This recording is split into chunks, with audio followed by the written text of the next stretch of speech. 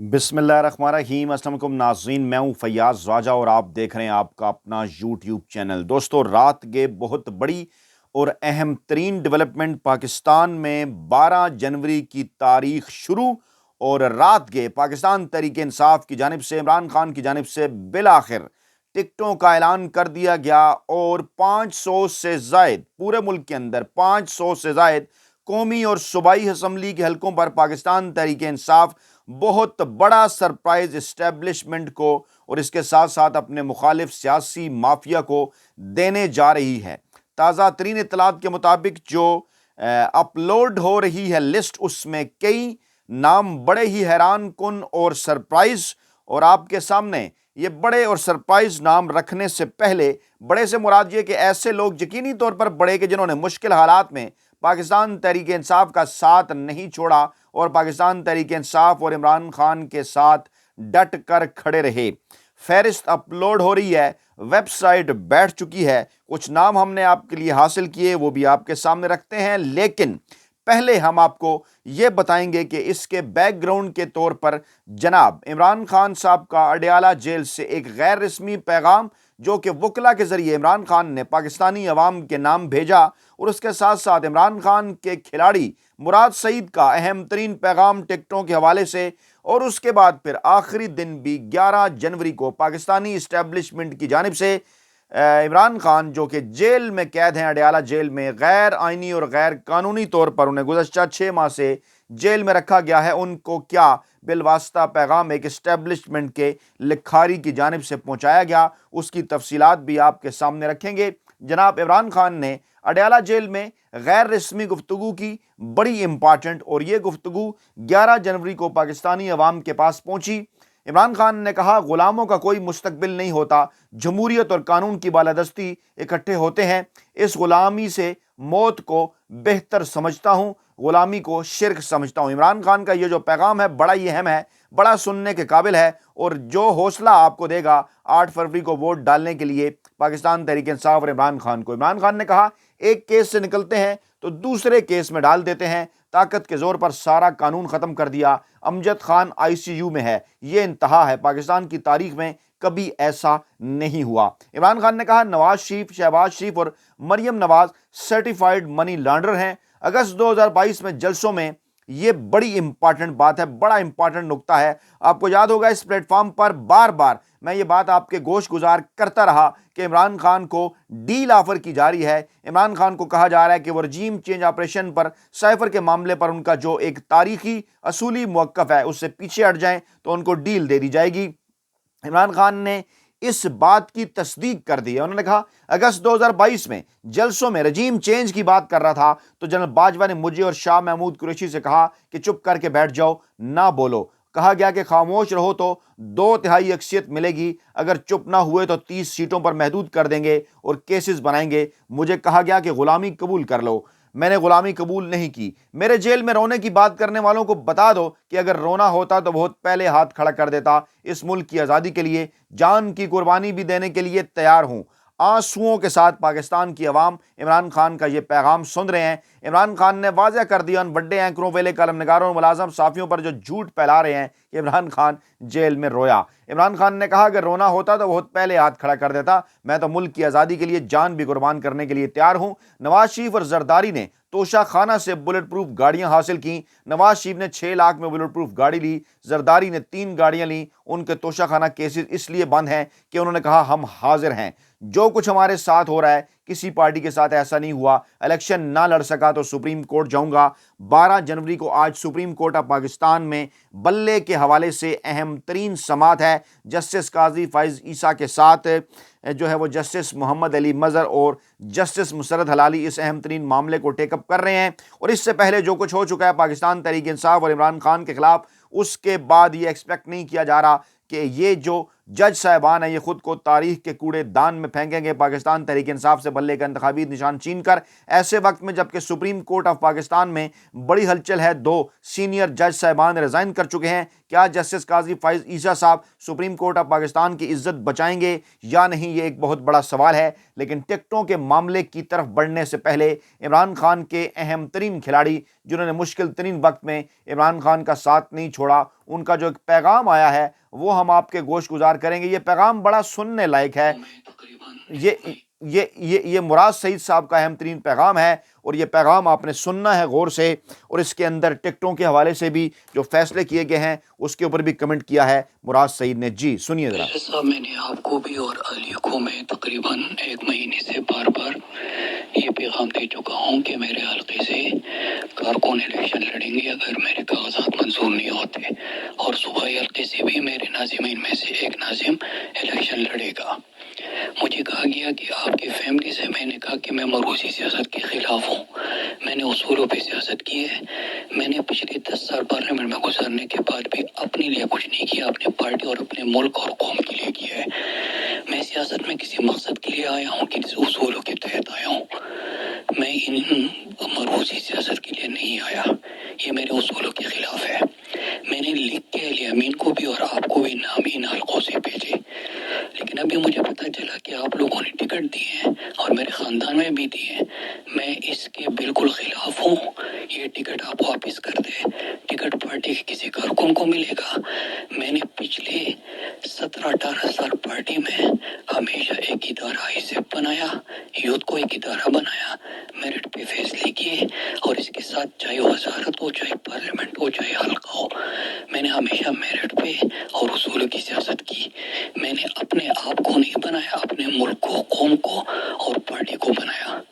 لہٰذا میرے اصولوں پر اور میری سیاست اور جو عمران خان کا ویژن ہے اس کا جنازہ نہ نکالے۔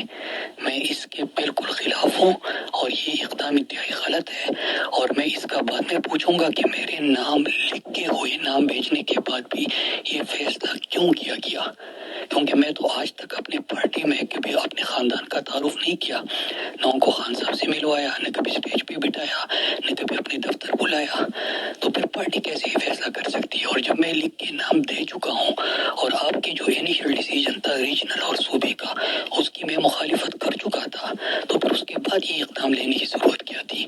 انتہائی غلط ہے، نامناسب ہے، میرے اصولوں کے خلاف ہے۔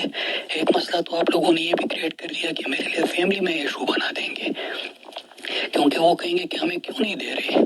تو وجہ کیا تھی کہ پہلے ریجن سے ان کا نام شارٹ ٹیسٹ کرتے، پھر ان کو کاغذات کے لیے کہتے، پھر اس کے بعد مجھے پارٹی آفیشیل اکاؤنٹ سے بیان دینا پڑا کہ میرے کارکن میں سے کسی کو ٹکٹ ملے گا، لیکن آج پھر اس سب کے باوجود آپ لوگ ٹکٹ دے رہے ہو۔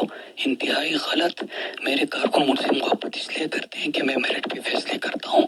میں اپنے آپ کو اور اپنے خاندان کو نہیں، اپنے پارٹی اور اپنے ملک کو بنانے کے لیے آیا ہوں، اس لیے کارکن مجھ سے محبت کرتے ہیں، اس لیے پورا قوم مجھ سے محبت کرتی ہے۔ میں روسی سیاست اور یہ زرداری اور شریف اور یہ جو سابق لائق لگاتے ہیں، میں تو اس کے خلاف آیا ہوں۔ مجھے تو عمران خان نے یہ سکھایا ہے، میں خود اس کا حصہ کیسے بن سکتا ہوں؟ غلط فیصلہ ہے، واپس کر دیں۔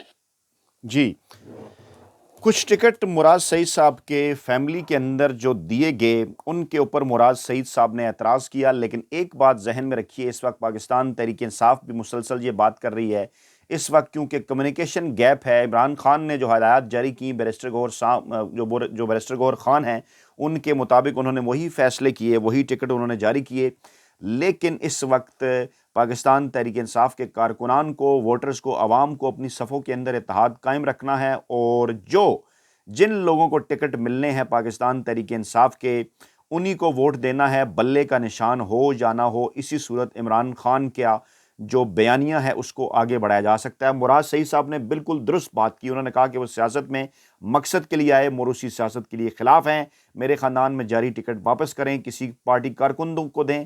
بیرسٹر گوہر کے نام انہوں نے یہ پیغام دیا، لیکن اس موقع کے اوپر یہ بھی کہا جا رہا ہے پاکستان تحریک انصاف کی جانب سے کہ عمران خان کی مرضی سے جو ٹکٹ جاری ہوئے وہ ان تمام لوگوں کا حق ہے جو ڈٹ کر جو ہے وہ کھڑے رہے، اور اس موقع کے اوپر عوام کو، پاکستان تحریک انصاف کے کارکنان کو پارٹی کے اس فیصلے کو ہر صورت سپورٹ کرنا ہے۔ اچھا، دوسری طرف بلے کا نشان کس حد تک امپارٹنٹ ہے پاکستان تحریک انصاف کے لیے اور خوف کیا ہے وہ آپ کے سامنے رکھیں گے۔ انصار عباسی کا آج 11 جنوری کا جو کالم ہے وہ ذرا غور سے سنیے۔ خان نے بلے کو واقعی بلہ بنا دیا۔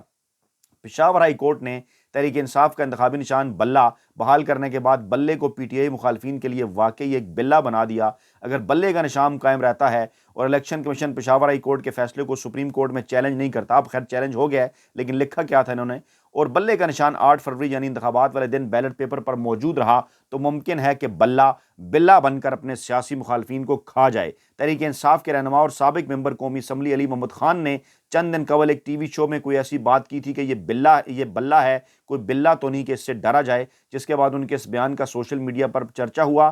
پشاور ہائی کورٹ کے ڈویژن بینچ نے آج تحریک انصاف کی petition per P T I کا بلے کا نشان بحال کر دیا اور الیکشن کمیشن کو حکم دیا کہ فوری طور پر عدالت کے حکم پر عمل درآمد کرتے ہوئے تحریک انصاف کو بلے کا نشان الاٹ کیا جائے۔ اس فیصلے نے تحریک انصاف کے لیے الیکشن مہم کے طور پر ایک اہم کردار ادا کیا اور اسی وجہ سے تحریک انصاف کے رہنماؤں نے اب یہ کہنا شروع کر دیا ہے کہ اب تحریک انصاف کو الیکشن جیتنے سے کوئی نہیں روک سکتا۔ ایسے میں جب نون لیگ سوئی ہوئی ہے اور بظاہر اس انتظار میں ہے کہ کچھ کیے بغیر اسے الیکشن جتوا دیا جائے اور میاں نواز شریف کو وزارت عظمیٰ کی کرسی پر بٹھا دیا جائے، تحریک انصاف کو تمام تر مشکلات کے باوجود اس بات کا یقین ہو چکا ہے کہ وہ الیکشن جیت سکتی ہے۔ اگر موجودہ حالات کا آزادانہ طور پر جائزہ لیا جائے تو اس حقیقت سے انکار نہیں کیا جا سکتا کہ آج سے چند ہفتہ قبل مشکلات میں گھری تحریک انصاف کے اس انجینئر الیکشن میں کامیابی کے جو چانس یا سرپرائز دینے کے امکانات 10 یا 20% تھے، اب دوگنا ہو کر 40-50% ہو گئے ہیں۔ انتخابات شفاف ہونے کی صورت میں تحریک انصاف کی جیت یقینی ہے۔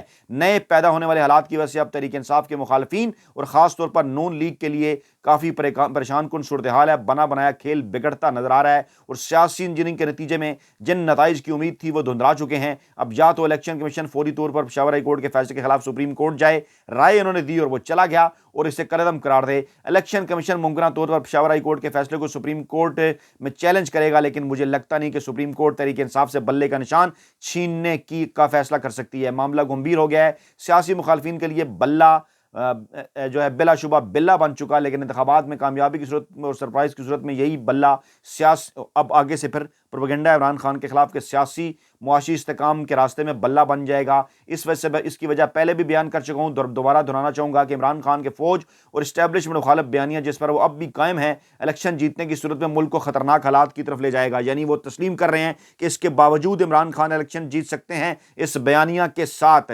کیا پاکستان تبدیل نہیں کر دیا عمران خان نے؟ سوچیں ذرا۔